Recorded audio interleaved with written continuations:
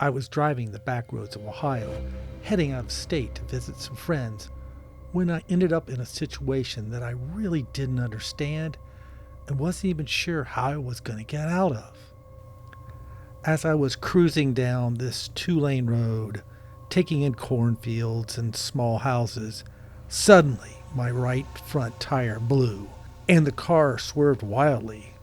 I gripped the steering wheel to keep the car on the road and keep it under control. I was able to get some stability and finally got the car off the road. After a few moments to compose myself, I got out of the car and went around to the trunk, only to discover that the spare tire was flat. I was in the middle of nowhere and hadn't seen a car go by in at least 15 minutes, so I was at a loss for options. I should also say there was no cell service there either. I looked around and saw about 100 yards down the road a stand of trees next to a cornfield. I thought I saw some kind of structure through the trees, so I wondered if I could find help there. I gave a big sigh and headed down the road toward the stand of trees. I reached the trees, and they were very thick, and through them I could see a gray shape of a building back there. So I made my way through all the bushes and weeds and came out into the area where I could see a dilapidated gray house with boarded up windows and trees growing through a portion of the structure. This looked like it was going to be a total loss. But again, what else did I have to do with my time? There was no way to get in the front, so I made my way around the side of the building, and I finally found a rear door that was partially opened. I pushed it the rest of the way in, and much to my amazement, all I saw was utter chaos. It was like somebody had taken all the belongings of the people who lived there and just threw everything onto the floor. There was no space that wasn't covered in some item from the past residents. I began to get filled with a sense of dread that seeped into my bones, but I was also compelled to go inside and explore more. I carefully made my way through all the junk laying about. There was room after room filled with clothing items and books and toys from children. The kitchen had been partially stripped of appliances, but there were still some items there seemingly not that long ago that people would have used in their daily lives. It was as if these people had been plucked out of existence and then some scavengers came in and looted the place. I was way back in the living room, and then I heard a strange scurrying, scuffling sound. It sent an icy bolt of fear into my heart, and I froze for a moment. I looked to my left and I saw there were a set of stairs leading down to what I had to assume was a basement, and was hit by a wave of damp, murky air which filled my nostrils.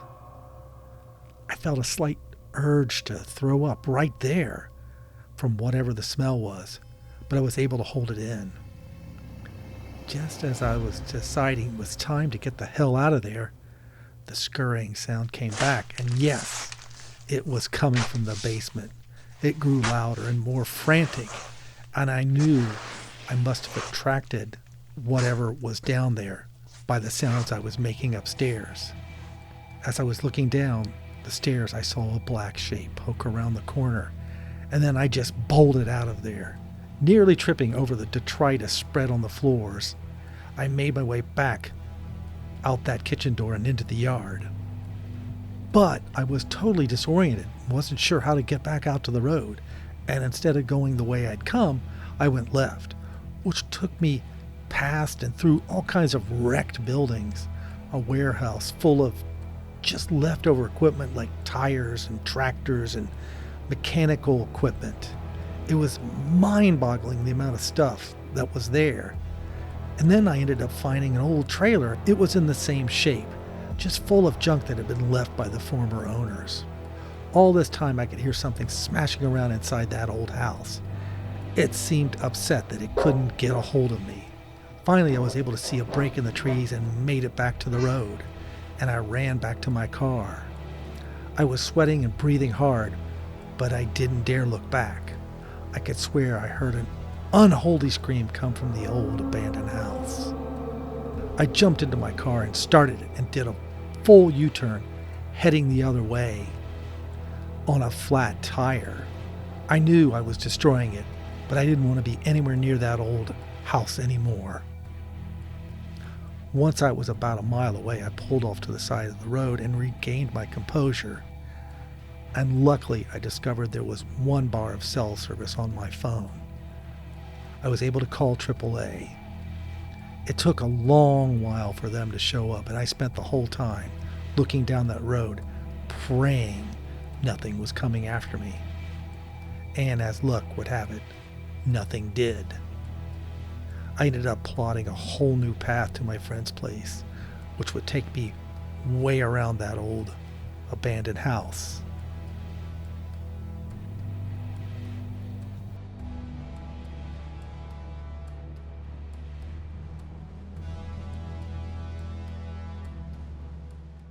I was on a business/road trip that took me to northwestern Ohio. It was just a quick trip with one stop, but it was just long enough that I was able to find this resort, which was built around a furniture company that was located in that area of Ohio.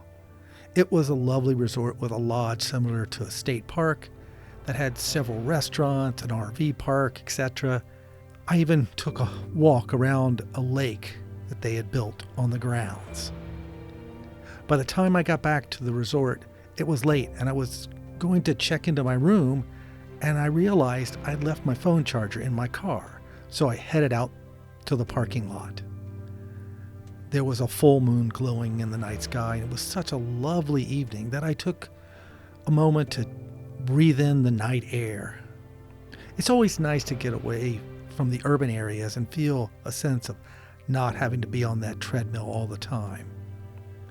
I was able to get my phone charger and was heading back to the hotel when I saw a strange shape moving among the cars, and something about it sent a tremor of fear through my entire psyche. I wasn't sure what it could be, but somehow I knew it was up to no good. I quickly made my way back to the hotel and into the lobby, which was abandoned, as I was there on a weeknight. I imagine on the weekends the place would be packed, and I could run into somebody. The front desk was empty too. I looked back out the door and saw the strange shape looming out there, so I quickly headed down one of the hallways, but somehow I got disoriented and I couldn't find my way to my room. I went up to the second level where I thought my room was, and I wasn't sure. And then I saw the shape against one of the walls, and a trickle of fear ran down my back. I thought about calling the front desk, or even the police, about this strange shape that was following me. But of course, I'd left my phone in my room, and all I had was a dumb charger. A fat lot of good that was going to do me right then. I kept weaving down the hallways, and I felt like I was playing a game of cat and mouse with whatever this thing was. I could hear its footsteps echoing off the hallways, and it seemed to be always right behind me.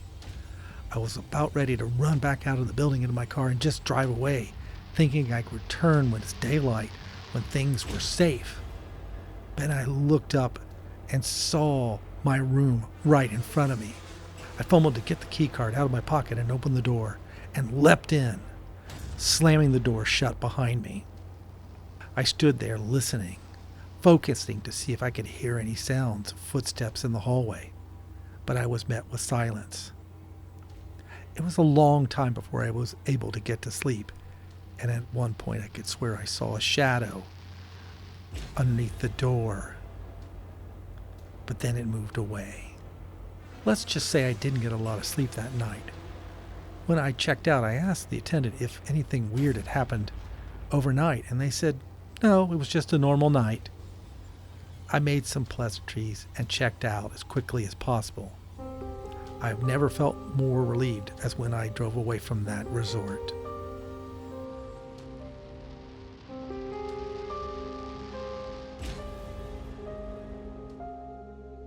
Sometimes when I have time off, I like to take random drives out in the country without having any kind of game plan. These drives give me time to clear my head and have an adventure where I've discovered wonders like roadside restaurants that were fantastic and some that weren't, or incredible places to hike, or just neat small towns with their own character and flavor. So one day I was tooling down a 2-lane road with no set agenda when up ahead I saw a very small cemetery. And when I'm on these trips, sometimes I like to pull over and check things like that out. So I pulled in and decided to see if I could find out who was the last person buried in this cemetery, or if there was some family names that were all related. Call me Mr. Curious, but it was a great way to pass the time and occasionally find something interesting. So this little cemetery spoke to me and I pulled off the road. I got out of my car and stretched and stepped into the well-kept plots of land. I would gather that there was less than 100 graves in this small cemetery. It was surrounded by cornfields and the like. So I made my way, wandering among the grave markers, taking in names of people long dead. Some had died not that long ago, and some of the markers I couldn't even read because time had eaten away the markings. The wind blew through the sole tree inside the cemetery, and it made a sad, rustling sound that made the place seem even lonelier. This was turning out to be not so much of an adventure than more of a depressing trip about where we'd all end up. I decided I'd spent enough time there and began to head back to the car, and then I looked at one last tombstone, and it stopped me in my tracks. The tombstone read, quite simply, "Man found dead in 1880. For some reason, this marker filled me with curiosity and sadness. What was the story behind this marker, and who was laying 6 feet below the ground from over 100 years ago? I stood there transfixed as I pondered all these thoughts, and then I could swear I could hear the sounds of the dead. They echoed inside my head and seemed to be all around me. It made my head spin, and I lost track of time and where I was. I had no clue how long I stood there.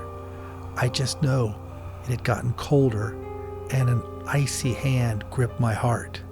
For a moment, I began to wonder, would I be the next person buried inside this cemetery with a tombstone that simply said, "Man found dead"? Somehow I was able to shake myself into reality, and I was able to focus on that tombstone again and read, "Man found dead in 1880. I didn't want to be the man found dead in 2022, so I quickly turned and got back to my car. I drove away without looking back and thought about whoever this poor person was and what their story was, and how did they end up dead in the middle of nowhere. All this would remain a mystery as I drove down the lonely country road.